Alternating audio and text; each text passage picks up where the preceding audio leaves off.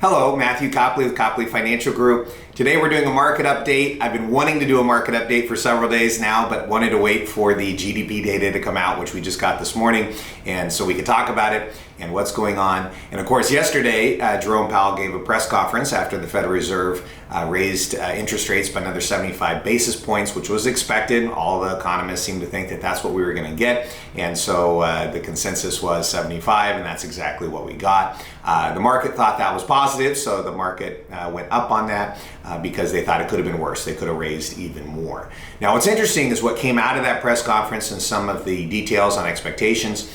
They did reiterate that they expected to continue to hike rates through the end of the year. September is expected to be an increase, but there's no set number. He said it's really data dependent. So it could be 25 basis points, it could be 100 basis points. It depends on what the data shows. So there is an expectation that interest rates are going to continue to go up. He did specifically target 3 to 3.5% by year end. So the expectation is rates are going to continue to go up. Now, that said, the market seems to believe next year that interest rates are coming back down and that the Federal Reserve is going to lower rates next year. And that's not what Powell said. He actually was asked that question by a reporter, and he said he expects rates to go up next year, continue to go up. I think he's wrong. I think that the market is right, and we will see the Fed pivot probably sooner rather than later. And this is what the market is anticipating. And that's why you're seeing some of the rallies in the stock market starting to recover a little bit, because the anticipation is the Fed is going to stop raising interest rates. They're not going to go that far. And really, we'll see how it all plays out. I will tell you that there's tons of recession data, and Powell specifically got the talking points from the establishment that this has been across all of the news organizations, and Janet Yellen mentioned this on Meet the Press, and that a recession is no longer defined by 2 consecutive quarters of shrinking GDP. And so obviously they had the numbers ahead of time because it could have came in positive. And then of course, if there would have been a positive GDP print in second quarter, we would have said, oh, there's no recession. But I think they knew that it was going to be negative, and that's why they kind of got out in front of it and said, hey, 2 consecutive quarters is not a recession. Well, that's what it's always been, and that was the definition of a recession for many years. And of course, today we did get an announcement that we are actually in a recession. There are 2 consecutive quarters of GDP. Whether they want to call it a recession or not, that's what we have. So at the end of the day, we already knew this. The recession data is clear. You can see the yield curve is continuing to be negative. You can get a higher rate of return on a 1-year interest rate than you can on a 10-year interest rate. That means that the market is signaling that a recession is coming. That's a negative inverted yield curve.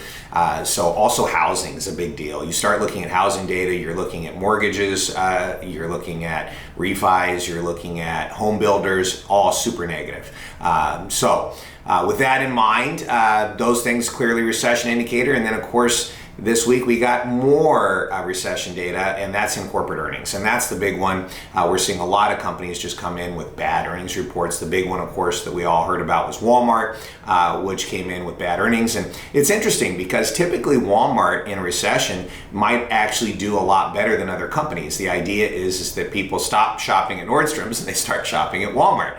But with all of the inflation and the input costs and the supply, the higher inventory, especially on clothing, I mean, you're just seeing a real negative for Walmart. And of course, their earnings reflected that, their guidance reflected that. And that's another indicator that we are going into a recession, which obviously was confirmed today by 2 quarters of shrinking GDP.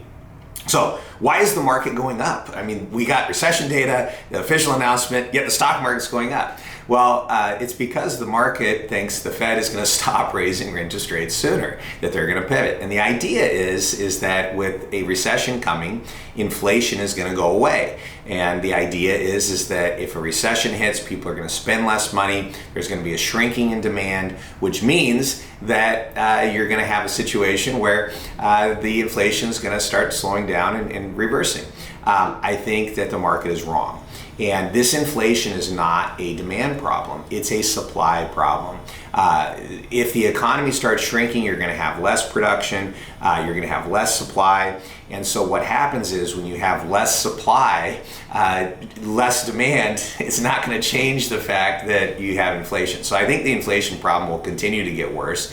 And then the real spark is when the Fed does officially pivot. Of course, the market anticipates this, but when they do officially not raise interest rates as much, or they, and by the way, this is really, if you look at 3 to 3.5%, which is what Powell's talking about at the end of the year, we have official inflation at 9%. Real inflation is probably above 15%.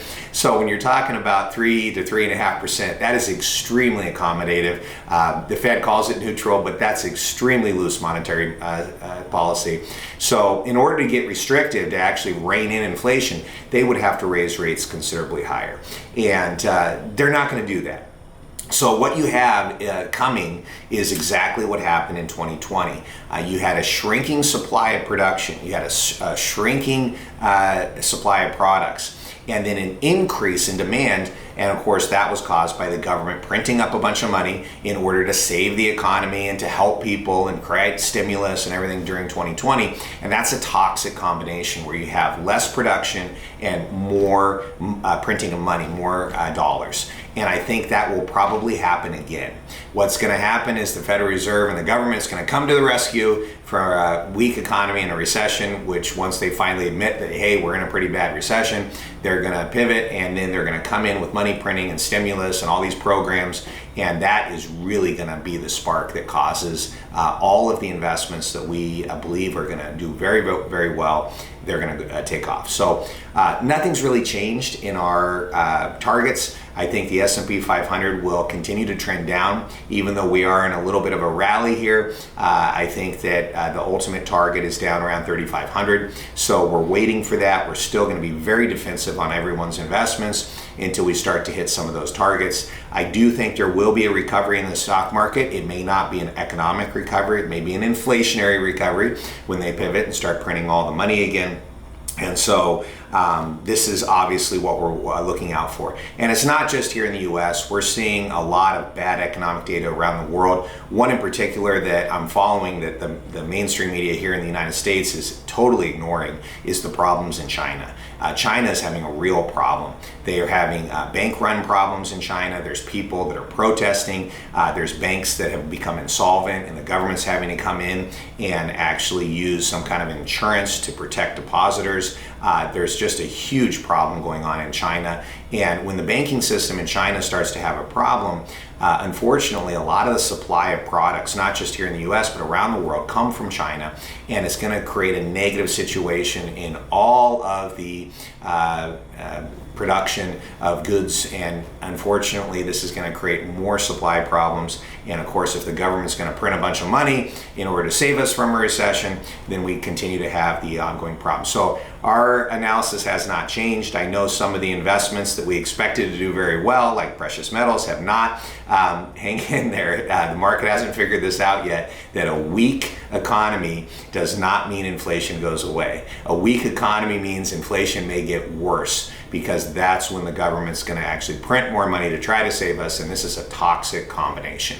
And so one of the things I'll mention is a lot of the products that we're seeing now look fantastic. I mean, we're seeing annuities now with very, very high caps, participation rates. We're seeing some great stuff in the buffered index plan. So a lot of you have buffered indexes that are actually coming to maturity here shortly. We're going to be repositioning those into some new ones. I'm going to be looking for opportunities to put other monies for other clients, especially people that have more cash and more defensive money on the sidelines. The current buffered index we have is just fantastic, and it's good for another month.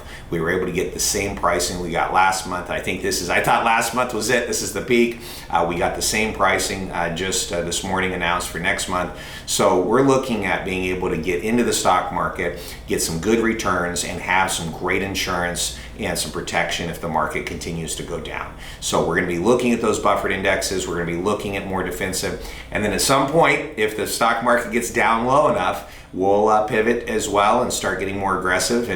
And so hopefully you can stick with us while that transition happens. I know our accounts won't be down nearly as much as the rest of the market if it does continue to go down from here, but we'll be monitoring it. And if we do see a sustained uptrend and we see the trend change, we'll get aggressive sooner.